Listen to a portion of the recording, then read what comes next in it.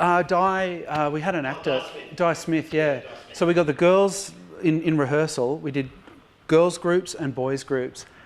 And the girls groups are really about just, I mean, girls just talk. They just want to talk all the time, and it's really easy just to get them relaxed around one another. Boys don't want to talk ever about anything unless it's about sport or physical stuff. So we actually had this talk where it was like, you have to be mean to the girls. Like, you're going to say stuff that as it's coming out your mouth, you're going to want to... And also, they were always worried about how they're going to be perceived in real world by real girls as well, because they've got these cool guys.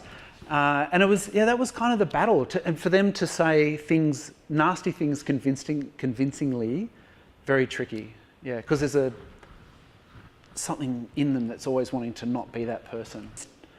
Getting into, like, regardless of what you think gender politics is now and how bad it is, and the sort of weird things that are happening in the world, so much worse back then, and more naive in a way. Like, at least now we're conscious of it and it still happens. But back then it was kind of anything goes. Yeah. So you know, you get a 14-year-old boy who's a surfer, and to be able to put them back into that mindset, like once they're there, it was sort of fine.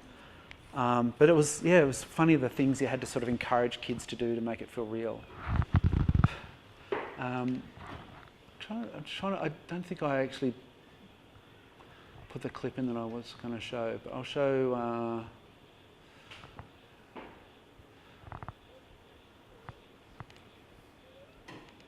Oh, maybe I'll show this one.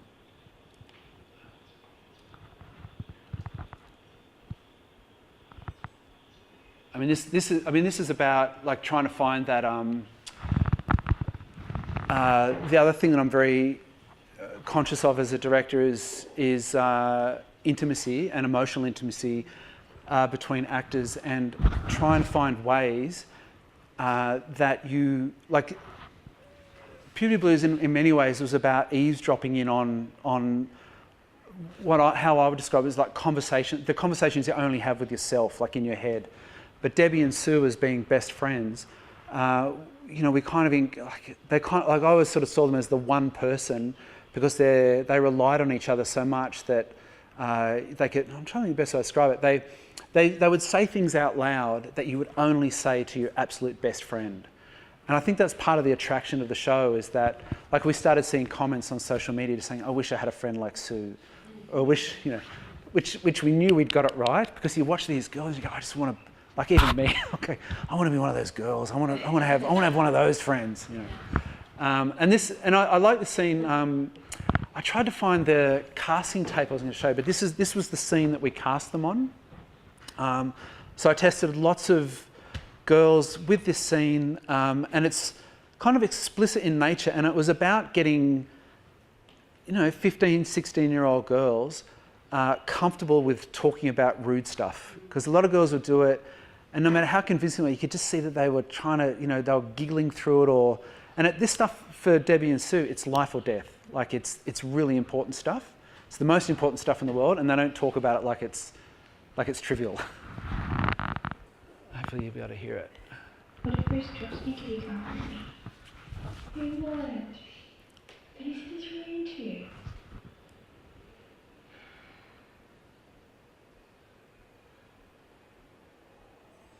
Do you reckon I'm too small? No, I'm not big. Yet maybe Bruce is bigger than me. How different can dicks be? Well, sure reckon some guys are so small. You don't know if it's their cheek of their tongue. Alright. Well, anyone else? Tell us about us.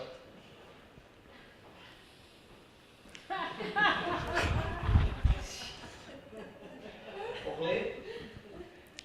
Sleep on the beginnings. Sleeping now.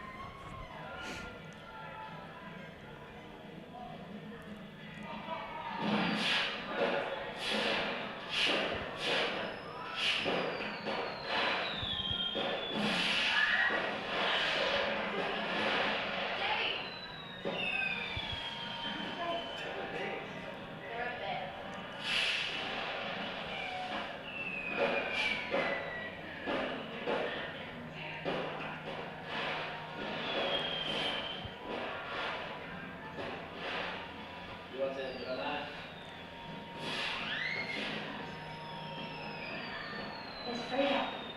Where?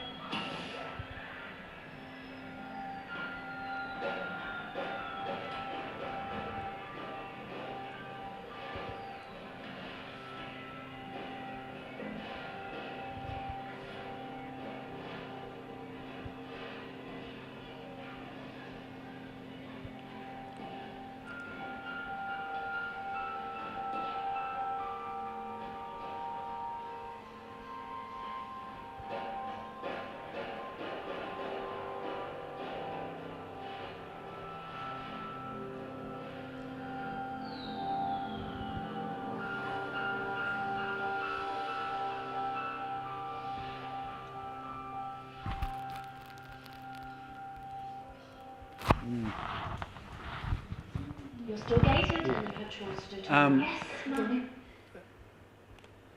Talking about briefing DOPs,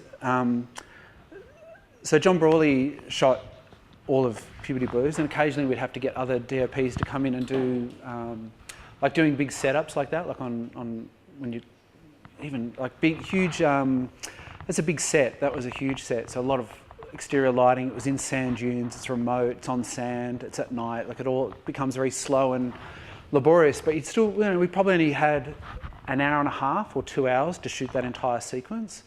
And when you include fireworks in anything, it's just like everything, like it's safety issues, fire issues, etc., etc. So as far as shot list goes, and I don't shot, never written a shot list, never storyboarded. But that shot of the girl's fingers connected was incredibly, and I think it might have actually been written down in the script. It was something that we talked a lot about, and it appears throughout the series in different ways. So for me, you know, there's an energy that you're trying to capture, the excitement and the freakishly dark stuff that's going on in that panel van, as well as trying to keep it, you know, like the excitement there. But that shot of the fingers with the fireworks behind it and the fire and everything, that was kind of it's a key image, and I work a lot with key images. So you may not have an entire sequence shot, but you'll be like, I need that shot, and I'll have exactly how I want to shoot it, and I'll either be with reference photos or something that I've already previously photographed that you can show someone. And if you're like, it's weird, like you talk about that scene to me is the fingers, and I've often attached to single images in scenes as opposed to storyboarding the whole sequence. But anyway, that shot was shot by another DOP, Bonnie Elliott, who was just sort of up and coming at that point, and I've just shot a whole series with her. She's amazing. Yeah, but I said to we were so panicked, and we were trying to, I think we were trying to shoot the stuff that was happening in the Panavan. We left that till last. We'd shot the main actors out, and of course we didn't get the detail of the fingers. So I said to Bonnie, look, as best as I could, describe the shot to her, verbally on the day, like in 30 seconds. And then we were off shooting poor Frida in the panel van.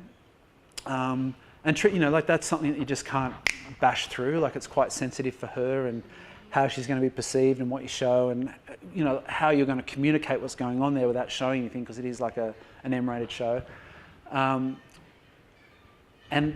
Bonnie just reappeared, and I said, "Oh, aren't you going to shoot the shot?" And she said, "We got it." I was like, "What do you mean? Like when you say you got it, do you think you really got it, or did you?" And I've never had that experience. I feel like generally, even with second unit, I'm there and I'm shooting it, or I'm shooting it myself. I've never had someone come back and say they've got it, and I've seen the footage and they've actually got it. And it's one of the shots of the series, and I think that says everything. Yeah, and it's about getting the simpatico with people, like you said. Like you can work with big names, but they're not always going to get what you want. I think Warwick Thornton said something that it's always stuck with me. He said, "You choose people for their hearts, not their CVs." And that's Bonnie and I started on that show, and like I said, we've just finished shooting a new series for ABC, which is so beautiful and very different to anything I've done. So she's on her way. Yeah, she's amazing. Yeah. Which is so good to see. Because there are so few. Mandy Walker. Yeah. So few. Ari Wegner's another amazing DOP. I really like working with female DOPs, and in fact, with as many women on crew as possible. I think what we just did, or every head of department was a woman, and it wasn't by design. It was just getting the best people. And I don't know. I think there's more of definitely with because of the sort of work I'm into and the approach to it. Having a feminine energy, if you like, is a real bonus. Yeah. Because all of those have in common is almost a female sensibility in that it's not an ounce of blokeishness. I know. I should try and get transgender funding or something like that. No, but it's beautiful. It's really interesting to know that you choose female. Yeah, I mean, I'm not. Yeah, I'm not. Not deliberate. No, but I don't know. I'm more. No, that was a John choice, but he's pretty good at social engineering, and Emma and I got on really well, and you know we kind of, even though like our approach is almost the opposite, and we direct very differently. Ultimately, the material stuck together.